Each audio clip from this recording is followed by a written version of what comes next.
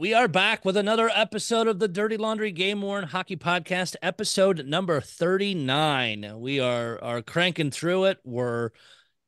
I run the numbers of the listens, and we are flying up the number. We're not terribly far from 10,000. A couple more episodes, I think we'll hit it. Lots of stuff to talk about. Paul's at a game this evening, so was enjoying some beer beforehand and was going to the game. Of course, my microphone is currently hiding it, but I want to thank Mr. Mitchemaya for the Drink Your Face Off T-shirt. If you want one of those, I know Wade said before we came on recording, said he wanted to get one or had gotten one, so it's in the mail. Reach out to Mitch. It's a beautiful shirt. It has a nice little logo on the front and a huge one on the back. I was in Tampa Bay last week, meant to grab it and take it with me and completely forgot. I was going to wear it on the beach and get some pictures, model it a little bit, but forgot it in my quick packing. So that and a Speedo, I don't know how well it had done though. Well, Yeah, we got thanks for 10,000. that one. We got Justin and Wade with us this evening. Gonna touch on a lot of different things. Things have happened in the hobby, general news, and Justin came up with a good topic that comes up occasionally. Let me start with Boston again. We seem to touch on them on a semi-fairly regular basis, but only because their program is so new and we're watching what they're doing. This was posted yesterday. Daniel Sunfuss on the Boston Game Worn page posted a screenshot of a couple of jerseys up there. Charlie McAvoy, it's 23-24, the Centennial one, 4,000. Ian Mitchell for 1,000.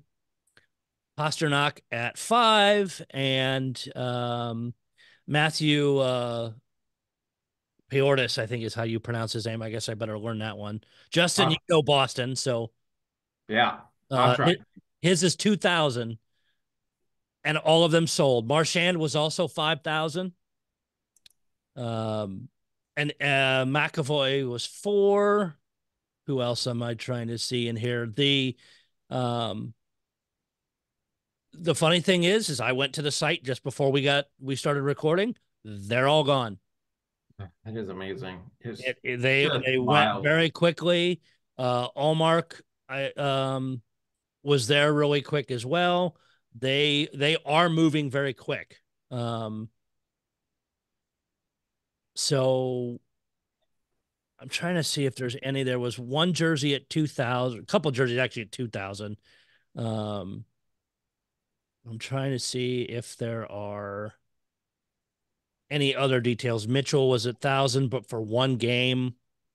Forbort was 1,000, but they moved. They moved quick. Yeah. So the I know some of the complaints from the people in that group and the overall collecting group were blown away by the prices. But if they're all gone, then What do you say to that? The, right, the market says what it says. right, and it's some of these are one game, some of these are I'm not sure what the longest one of this particular group worn, but that tells me that their pricing's where it should be. Beecher sold at 1,500. I need to find the Wayback Machine, see if I can look at the rest of them. But I'm sorry, I Boston at least is playing what the market's allowing, and the market for them is and again, these are Centennial ones, so maybe that makes a difference. I'm not a Boston collector. Justin, you're at least a Boston fan.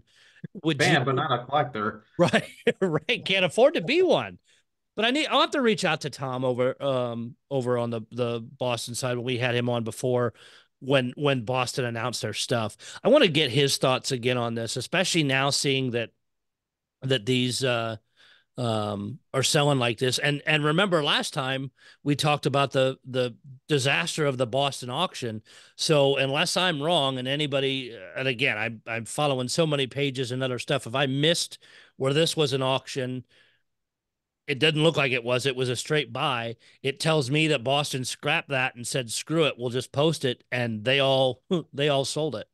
Well, nobody Yeah, was I'm too mad curious. about the nobody was too mad about the auction fiasco because they certainly bought the jerseys when they became available. Right. Well, I'm curious what percentage of those 23 jerseys are owned by individuals in the hobby versus how many are like just going up in someone's suite at the arena Or and just card companies. or a card company. So that needs to be said. It'll be interesting to see what the secondary market on these look like because based on the initial demand, people are when they do start bubbling up for resale, people are going to be on it. Is it going to be sustainable? You know, I knocked the Bruins for having I think a kind of a boring jersey design, but this year they knocked it out of the park. So Oh, for um, sure. I think the demand's going to be up there, and I just hope you know I don't know. At this point, you might I might be better off just trying to get a blank one, just trying to get it customized because there's no I would. way I'm going to be able to swing what those prices are.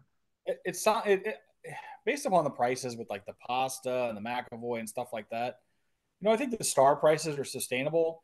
I think you're going to see the same thing you're seeing all across the hobby right now, and that's where star stuff seems to be holding value, and some of those lesser ones, those $1,000 one game jerseys. I think people are getting them because they can get them. The question becomes: are the people getting them really in this long term? So do those become the $500-$600 ones, $700 ones? Do they decrease in a year or two or three when somebody loses interest in the hobby or that player is no longer there or not tied to the Bruins? I mean, I think that's where that's the trend. And what the one that just sold was only worn for 6 games, so obviously there's going to be um, Yeah, a lot of supply, and if the demand continues to be high, more power to the Bruins. I I enjoy my relationship with Migraine.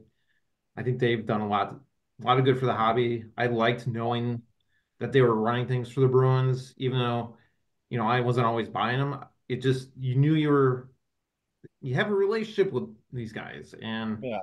I just don't see that, and maybe I'm just wishy-washy or just like the rapport building in the hobby that I don't know. Is it the same with this new batch of jerseys that is going for like sky high And is prices? it like you guys both said? Is it collectors that are buying these? Is it like suite owners and business guys? Is it the card companies? Is it outside entities or and not Boston collectors? Even if it's a casual fan, that's fine.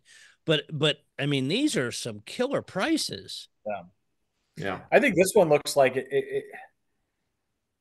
it seems like this jersey is one of those jerseys that's probably it's so good looking. I mean, Oh God, yeah. Oh, like sure. Justin said, I mean, they're dynamite looking. I mean, I think it's a real home run.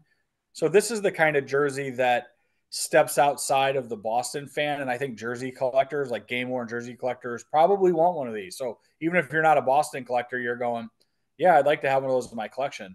A couple years ago when the Sabres did their 50th anniversary, Those and they prices did were those Oh jerseys, huh? God. Yeah, those things were like, I mean, they were beautiful, and people like outside of the prices on those got kind of crazy because they used to do everything through NHL auctions, but it was because the jersey was a home run. Like, how mhm. do you not want one of those in your collection?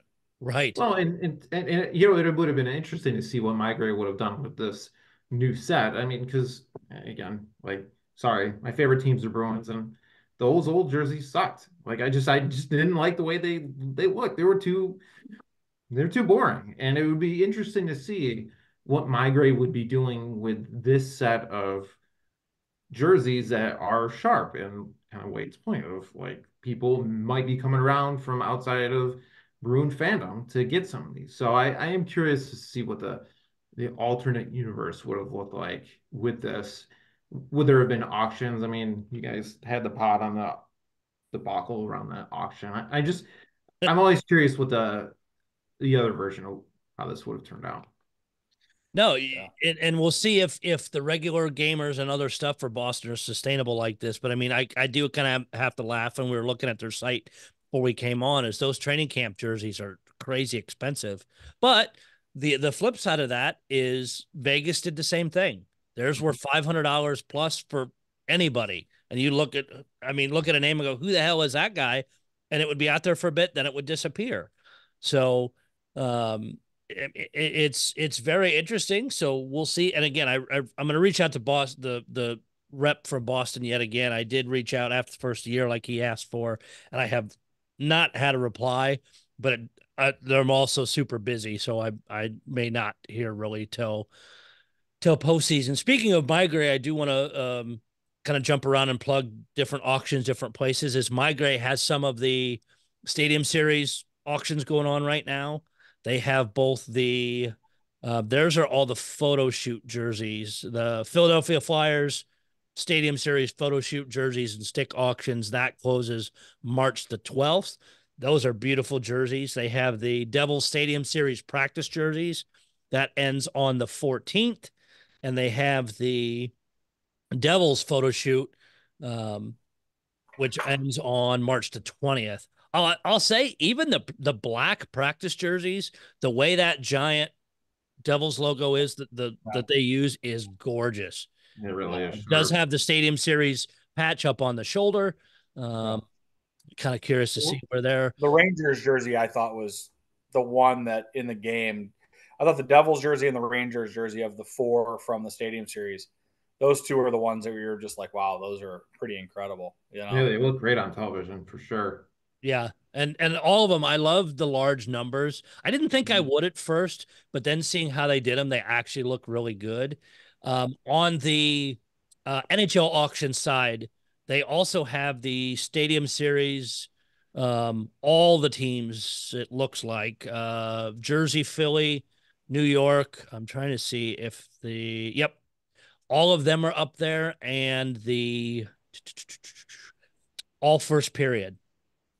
So all really. four teams are currently up there going to March the 4th.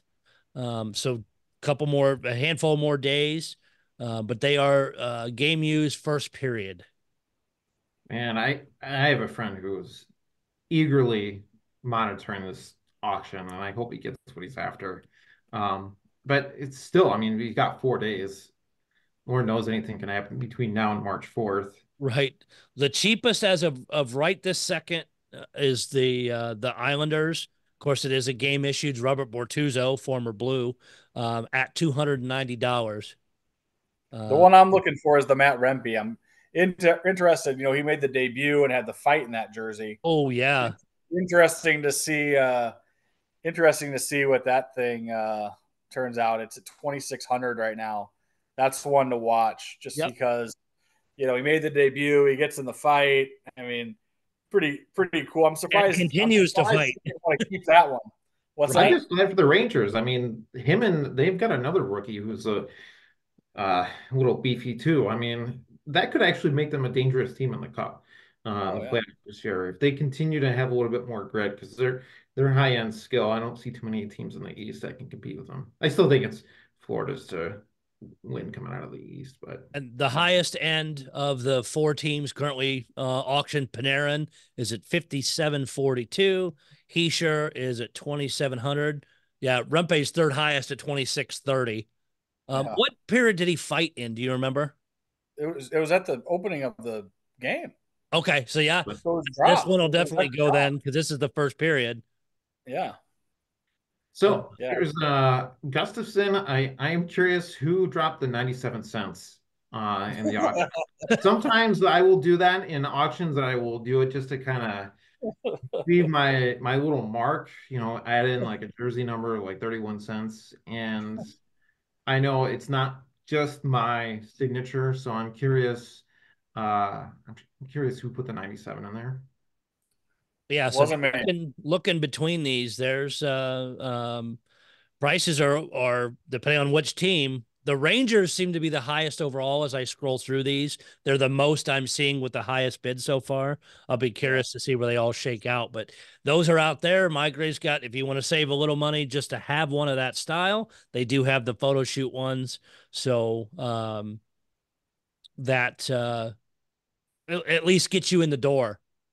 Don't forget too, and again, I don't know what inventory these teams have, but with Adidas going away, you may see if teams held on to a bunch of those, show up online somewhere, show up at team sales or things like that. So be aware of that. They'll be blank, but then you can at least at least It's do gonna be them. a tough. It's gonna be a tough jersey just because it's a 1 year production thing. Right. And in all four teams, I thought did a fantastic job. Yeah, I agree. Yeah, there was some Fans. pushback over a couple of them, but I, I'm not spending my money, so I can just say aesthetically they looked all right. They Right. weren't, nothing cartoonish. That's what usually gets me yelling at the TV is when an NHL team just drops something overly cartoonish. Even American League teams like these are all right. I know people didn't like all of them, but I thought they were solid. Yeah. And say we love Wade and I both like the Simpsons ones that Springfield Thunderbirds are doing every year. So Yeah. they're stunningly good. Turn And off the turn off the lights, Wade. Uh, it'll brighten a room. He turns the lights off. And me living just outside of Springfield with a power plant near Shelbyville, the Simpsons have always been very close in my heart. So um I'm I, the right age for it, and it's I just one of those things that I love them. I oh enjoy them yeah. so much. You know. Um And So speaking of jerseys and auctions, I stumbled across this earlier today and was unaware of it. And if anybody has any news outside of what I say here, please feel free to reach out to me, Wade, or Justin or Paul. Is there was a question in the main Game Worn Hockey Jersey Collectors group. It says, anyone, this is posted by Sean Miller. Anyone have an idea of when the NHL auction of the All-Star game jerseys will happen? And they did sell some issued ones. I saw them on NHL auctions. Robert Thomas was one. I did happen to, as I was messing around with searching on NHL auctions, some of the coaches in that. I know it's not the same, but some of those are coming out next week. But um, Mark Farah is one of the ones that commented on this. Said players only wore one set. They kept them. They will not be auctioning any game warrants. Also goes on to say the NHL didn't do a great job with this as the players didn't even know what teams they were going to be on, which of course they did the draft. So they went back to that format. We knew that in the past they had set up multiple jerseys. So the issued ones were out there, but they only wore one actual gamer. So they're unless a player sells them or they donate them to their team or wherever, it and like I said, if anybody shoots me a message, hey, I know this is happening instead, let me know. But there's not going to be any gamers out there, at least by what I'm seeing so far. That's I find is a little interesting, It's like definitely interesting. anti-Boston. They missed an opportunity to make some money. right? Yeah. So like I said, if I'm wrong or if somebody has some other insider news, again, I never share sources, things like that. If it's a post in any of the Game Worn pages, I will give credit to the poster because it's already public out there, and I don't want to say, "Oh yeah, I read this," and not give credit who it is. Couple other mentions here before we get into a couple other things. Some upcoming expos, March the 9th. I believe you're going to that one, Justin, in Winnipeg.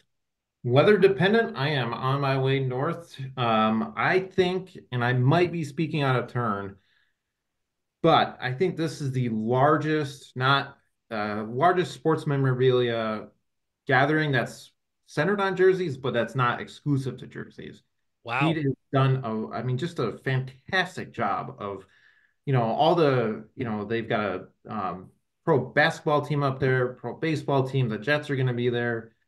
Card collectors. I missed last year's this time, and I was kind of pissed. But I'm going. I'm just going to show or just to hang out and literally just walk around for a few hours because It's the Pegspo Sports Collectors Expo in Winnipeg, March the 9th. Following weekend, March 16th, Nova. dang. Wade just got Justin was telling us you got that book, so you will be visiting out there, so you can be the infield reporter for the For North any Warren fireworks, Expo. I want to know what kind of bourbon everyone is drinking out there because I know that uh, seems to be a Nova thing with a couple of those collectors. I'll text you a picture of the Friday night escapades. You know, So I'm excited to go. It's always a great time. There's a ton of really, really great collectors and friends, and I think it's one of those events. And we've said it 1,000 times. If you're going to be in the hobby, find your way to these things because you'll be amazed at not only the things you'll see, but the people you'll meet and relationships you'll build. Which it's a big part of this whole thing. So I'm really excited to get out there. Are you showing? So I'm going to take. So it's always really difficult for me because I'm obviously flying. So I hate putting really expensive stuff in a checked bag. So what I usually do is I have like a carry-on bag that I make sure I have room for, like, that I can fit like 6 or 8 jerseys in. Yeah. And I bag them and I put them in there tight, and that stays with me the whole time. And then I just gate check it as I get on the plane. Hmm. I find that to be the safest way. This year, I think I'm gonna take some more jerseys, so I will bag check them.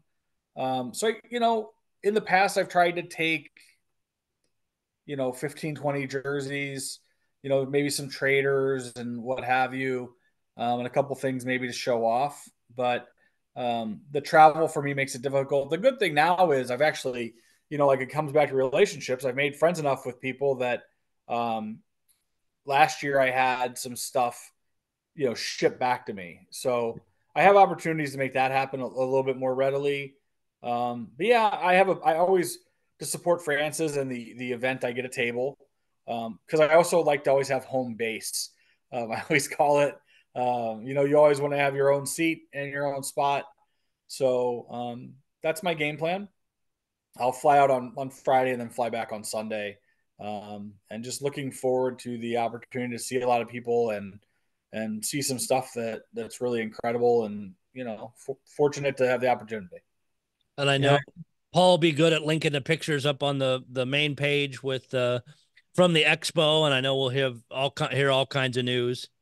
I'll be Yeah, going, and there's just one that I know, one of my extra Winnipegs. I'm just gonna go up there and hopefully either trade or sell. But like, wait, I'm gonna end up posting up at someone's table, not displaying, but it's good to have one central place to kind of just kick your feet up and relax for a little bit. So I yeah. won't be It's a complaining, long but it's a long day. I mean, I always look at it like, if you're talking, you're getting in there and setting up, or when setup starting, 9 o'clock, 10 o'clock in the morning, and you're going until 5 or 6.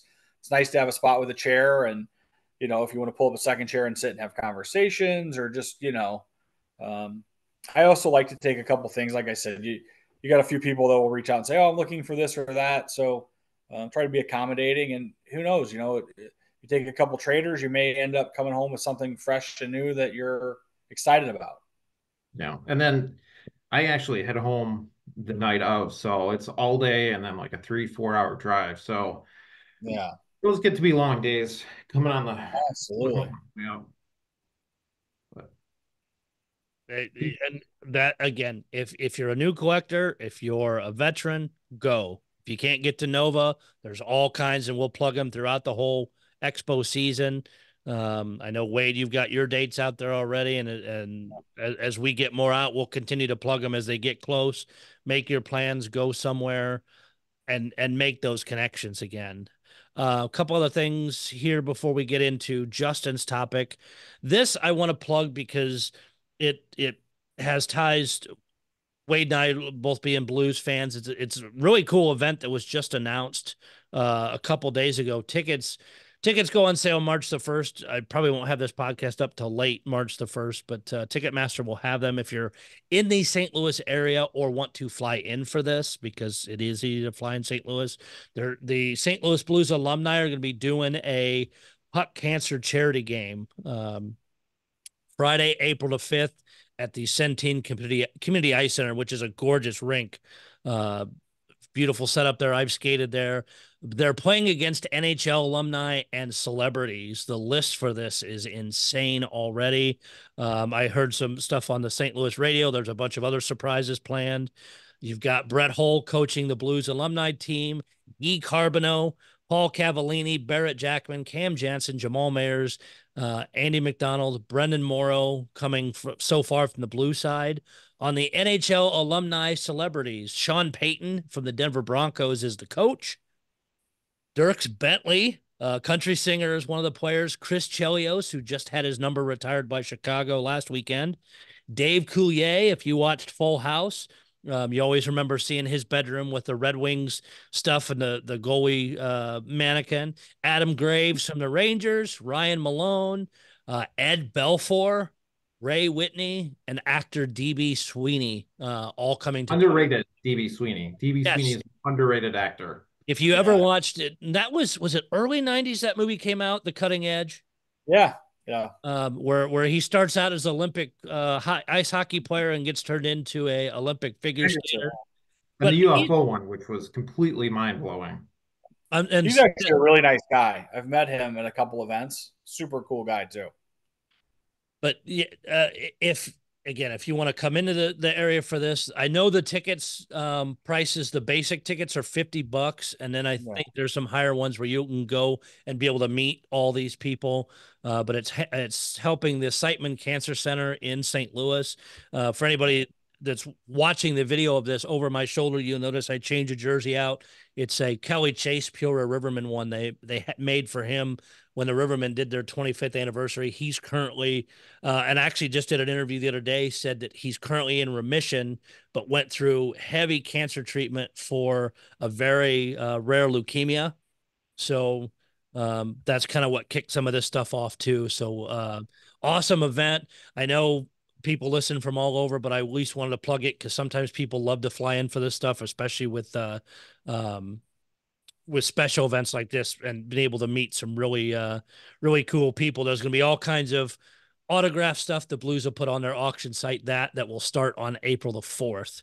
So they've teased some of that stuff from Connor McDavid, Draisaitl, Kopitar, Pasternak, and others. So definitely want to push that out there. One final thing, Justin, and I promise we're going to get to your stuff, is we talked before on the show the case of hockey cards that were unopened, that our friends over and I just blanked out on their name. Heritage, excuse me. Heritage Auctions. Yeah. You tell it's been a long day.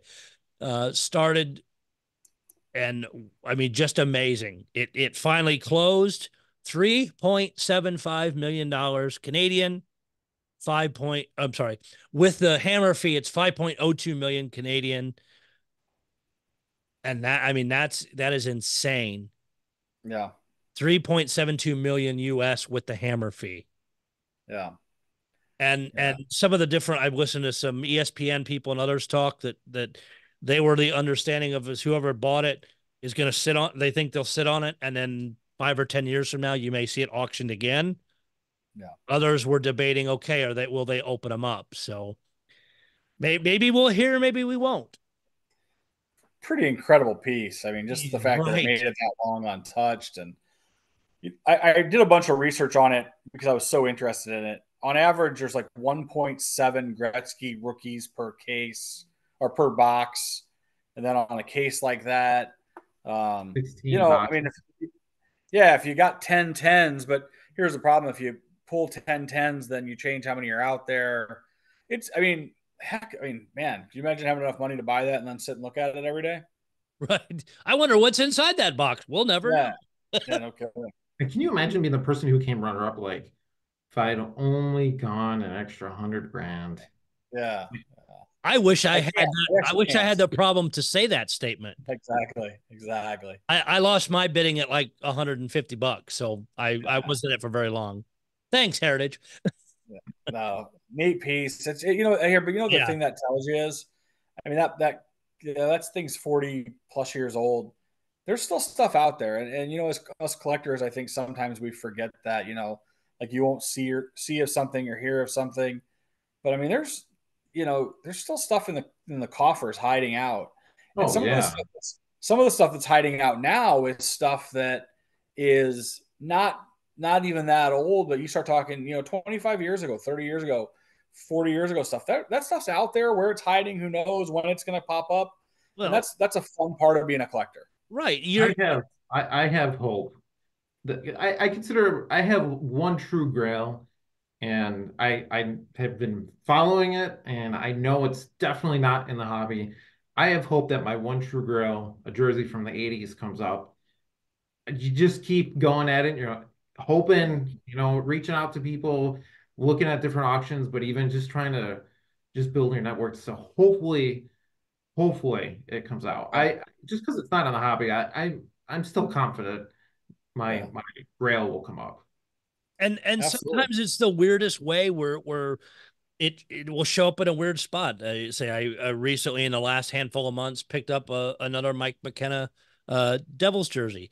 It was in a random auction from a company I wasn't familiar with initially, and somebody sent me the link, said, "Hey, I don't know if you saw this." I didn't because it's not a place I normally check. Ended up picking it up. Wade, as we were talking before the show too, a handful of Blues jerseys showed up on eBay that walked into some guy's shop in I think you said in Pennsylvania, Wade, and Pittsburgh. or Pitt, yeah, and I was working late, waiting for the to basically punch the clock to go home, and jumped on eBay, did my normal Blues search, and there's multiple mid 90s Blues jerseys up there. I'm like, where the hell did these come from? And Wade actually knew the person that had sold them, asked about it, and said, "Oh yeah, they walked into my shop. Some guy drop these 4 jerseys off," and it's like, who knows what their backstory is, where they came from. They're not big name guys, but they were some interesting stories. I'm waiting for mine to show up tomorrow. I ended up picking up one of them because it had some good fight wear and stuff to it, but you don't know. I mean, it could be random as hell. It's funny how many times, because I follow the Reddit stuff, all the different game worn pages, the number of people that post, "Oh yeah, I stopped by a pawn shop," or "I found this on Marketplace for somebody posted I was saying Oilers, the oil drip, found it at a swap meet somewhere in Canada." Yeah. Posted the pictures and paid like under $100. Oh, here, think of it like this. Go ahead. One of my friends from high school, I have seen this jersey. He has a photo matched Ogie Oglethorpe jersey, the guy that was an inspiration for who just passed away. Slapshot. And I'm texting him back and forth just about stupid high school shit last year, and he knows I collect jerseys. He doesn't collect them, but he shows me this jersey, and it took me half a second to photo match it because of a mark down down the front of the jersey. And there is so many of these jerseys that are in the hands of people who got them, like you said, Jason, like just all these random things, just because it's not circulating on Facebook groups. Just that's the thrill of a couple years ago. A couple years ago, I was at a Brett Hall signing in St. Louis, and older guy, probably in his 70s, comes had bought a ticket to go through the line, comes walking through the line. He's got a Hall Gamer, beautiful one, and I'm like, so one of the guys is like, "Oh, Wade collects Brett Hall, collects jerseys." So I talked to the guy. He had got it from the Blues. He's not a collector, not in the hobby. Got it at the Blues team store 30 years ago, and he's like, "Oh, I just decided I wanted to get it signed." I actually gave him advice on where to get it signed, although I didn't want him to get it signed at all, and then left him my name and number. I mean, I hope he's still alive and well, but I also hope that someday somebody calls me and says that he really wants me to have that jersey. But same thing. I mean, that's at some guy's house in the St. Louis area who's a Blues fan but not a game worn collector. They're places. They exist. Yep. Oh, I used to work there and was given this one or that one. It's a lot of those kind of stories are random stuff, and in other cases, they're donated to Goodwill and places like that, and people post about them. And I've had the luck a few times finding things. It's insane where some of this stuff ends up, and it's just the luck of walking in the right place or searching online the right terms of the right places. And yeah, I mean, you wonder how many jerseys were actually thrown away over the years when people clean stuff out. It's scary. Yeah. But yeah, I never stop searching. And that's what keeps it fun.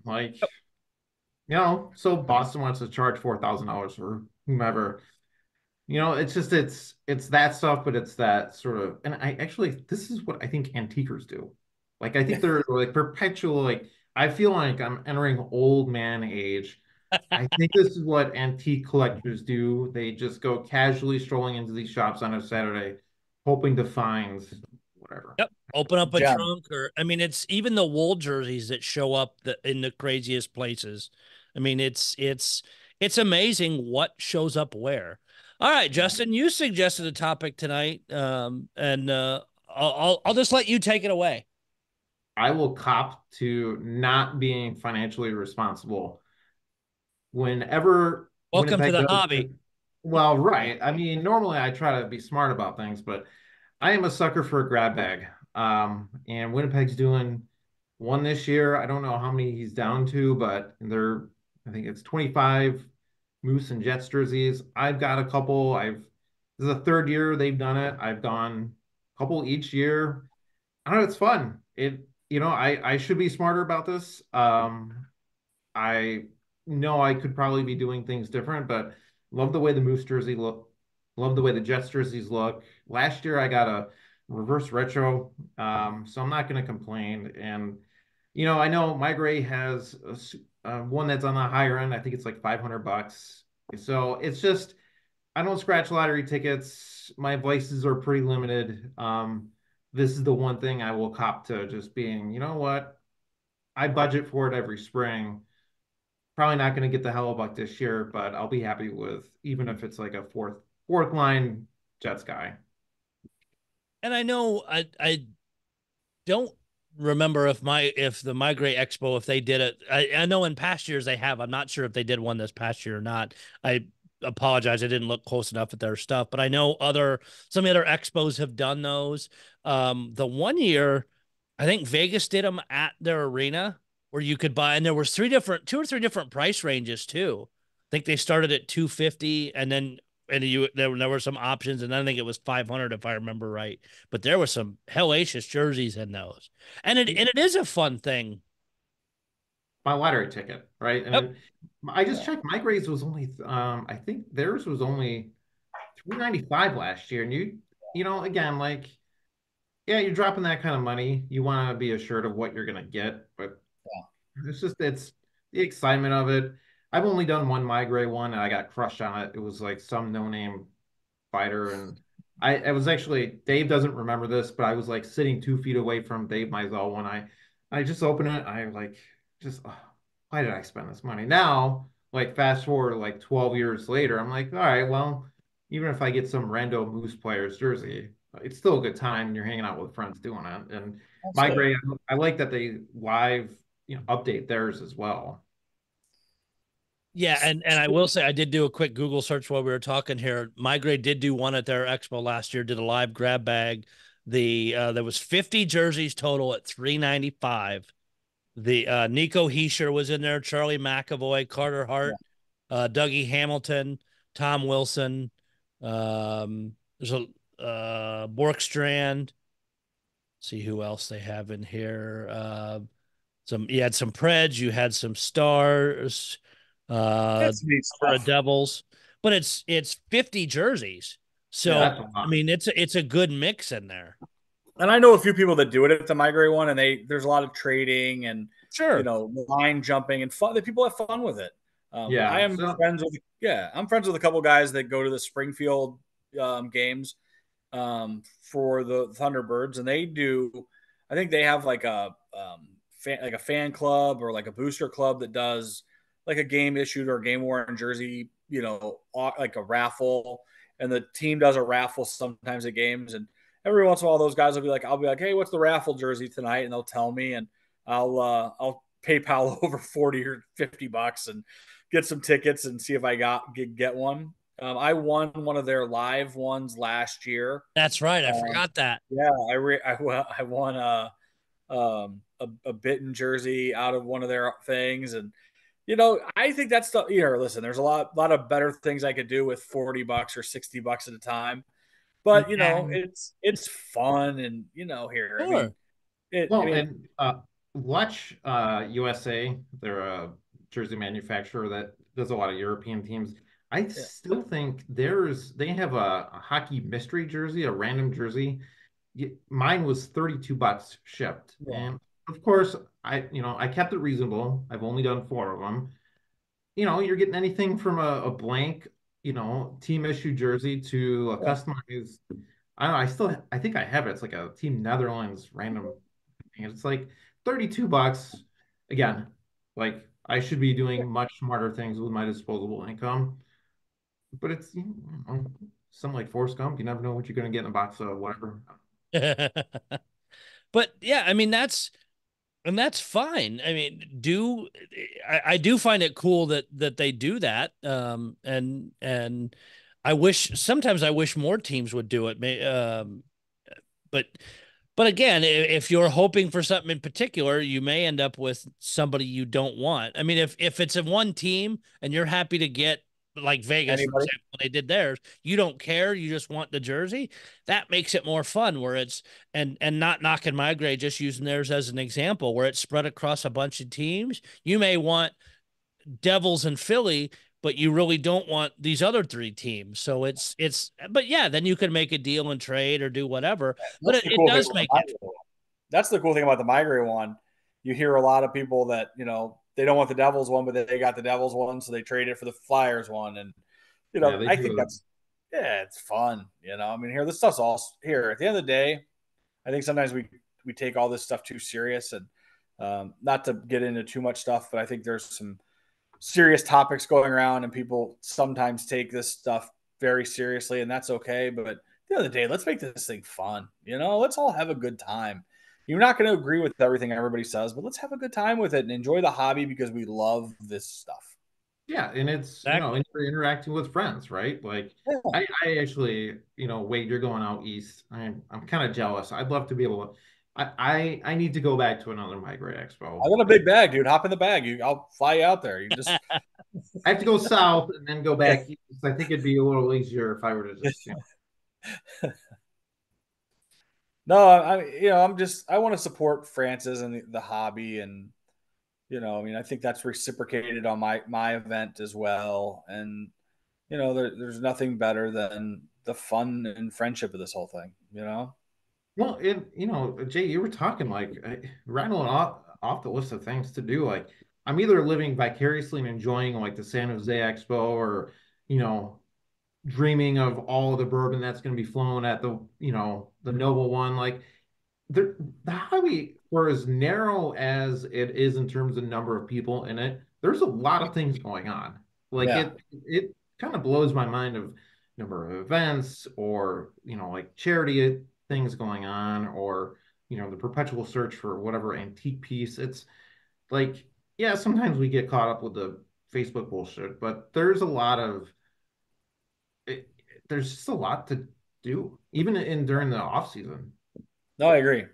This is a there's a lot of passionate people in our little community, and I call it a little community because it's not quite as crazy as some of the other collectible worlds, but I think that the investment that most of us put into it is higher at some level than a lot of those things because I think there's more casual collectors and those other things, and they don't tend to build communities the way that this does. I mean, man, I'll tell you what, I feel fortunate that I'm involved and that I've made the connections I've made. Yeah, and I do think there's something, okay, drama aside. I think we're largely a harmonious hobby. Yes, sir.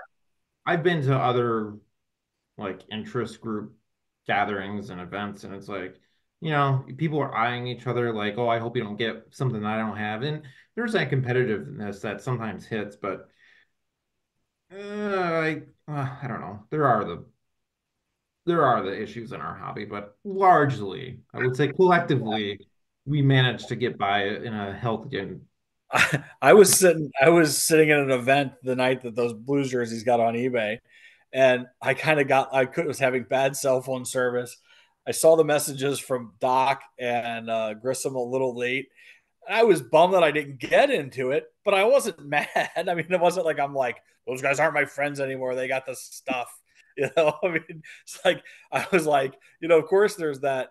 Man, I really would have liked to have gotten in on that, but in the same sense, I'm like, I'm really glad that my friends got in on that. If that makes any sense. Yeah, Um, and if I'd have not picked up the one, I was gonna say was definitely gonna say, hey, you might want to pick this up. I've already photo matched at least what I think I photo matched to, oh, and some other stuff. But it's like, you know what? And they were super what I considered a very fair price yeah, for sure. for that. So it's been a lot of fun with that lately. Is taking some chances, looking at different things. And thanks to your help in the last couple weeks on one is with the stuff in the Blues opening their closets at Rinkside Reserve, the Blues put a jersey out there that was a stripped nameplate was stripped 39 jersey. Looking at the date, That was the lockout year, 94, 95. It was a set one, Mark set one. Well, we knew, again, knowing the Blues rosters and things that had happened, we knew that was a Kelly Chase jersey. But Chase was picked up because, again, the NHL season didn't start till January because of lockout. And that was the year the Whalers became an expansion team. They took Chase in January. I mean, there's a video out there of him talking to the press in St. Louis in tears about ended up going to Winnipeg. He was very sad about it. That the clown jersey that I have now that has a just a nameplate stripped was the jersey he was going to wear had he stayed with the team. Mhm. And thanks to Wade's help and again because it's an issued jersey and I'll disclose it right on here because why not, and I don't think it'll leave my collection, is with Wade's help we got an original Chase nameplate made, the Mhm. right material for the plate, everything, and it's going to go to Leby, who does the current blue stuff, and get stitched on. That's Yes, I awesome. could have left it blank as it is, and you can see where they took the nameplate off because even some of the like the glue stuff is still on the jersey, but when they put the nameplate on, it'll cover that. But I can't with my budget, I can't touch a Chase gamer anywhere close to what I can afford. Yeah. Definitely take a an issued one, and unfortunately, the year he was taken by the Whalers. But still a cool piece of history, knowing what could have been and what happened in there. So, Yeah. Yeah. And that's the stuff I enjoy. And yeah, just trying to piece some, together some of these. And as much as I'm not active in terms of purchasing and in getting Bruins jerseys, some of the older like 70s, 80s jerseys that you see pop up in the group, I'm like, that's my team growing up. Like, yeah, I'm not gonna be like I'm wasting all my money on this stuff. Just because I'm not getting a jersey doesn't mean I'm not appreciating some of the real vintage Bruin stuff. It's just fascinating to see some of the history and oh, yeah, eh, you It's see fun how stuff. yeah, and it keeps you engaged, right? Yeah, absolutely. Absolutely. I mean, anything else we should touch on before we wrap things up this I've got evening? one quick one, and Sure. it's not hockey related, but I know we talked about it last time. We've talked about it a little bit as some of the fallout from the Fanatics Nike baseball jerseys continue, continues to be pretty comedic. I mean, now the pants you can like basically see Now through we the know pants. who wears a cup and who doesn't. Yeah, so I mean, I think that's going to be I think it's going to be an interesting thing for any game worn jersey collector to watch what happens with baseball throughout this season and what Fanatics slash Nike does to right that wrong, and maybe adjust the nameplates or do what they do. See if there's changes made because with the hockey thing coming, and the biggest thing we've talked about probably for the last year or so since this has started was, well, they're going to get made in the same factory. Well, the baseball ones are getting made in the same factory too. They just change stuff, and the material is an issue.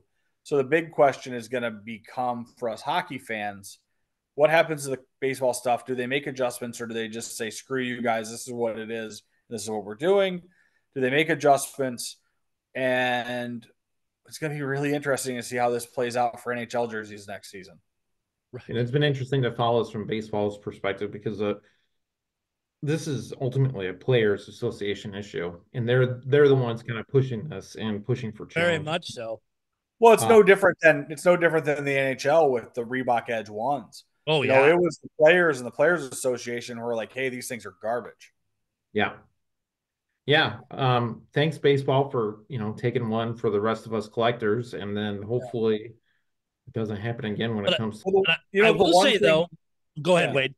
no, the one thing, and like the one thing I've been doing a lot of research on it is, they changed obviously the material, but they also changed the names and numbers.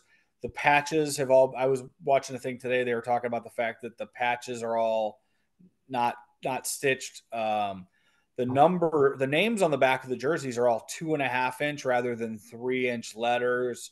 They've tried to tighten that up and make it look different and more like their t-shirts. I mean, it's going to be, I mean, the good thing that hockey has going for it and when nobody's talking about or nobody's thought about is hockey acquires the jerseys from the manufacturer, but in most cases, they have a third party source that actually Yep. stitches the names and numbers on it. So that could be the salvation as far as the names and number goes for hockey. But again, we're going to have to watch and see what happens with the material. For Yeah. sure. I did think as you were talking about this, I have a great marketing idea for Major League Baseball now to make more money.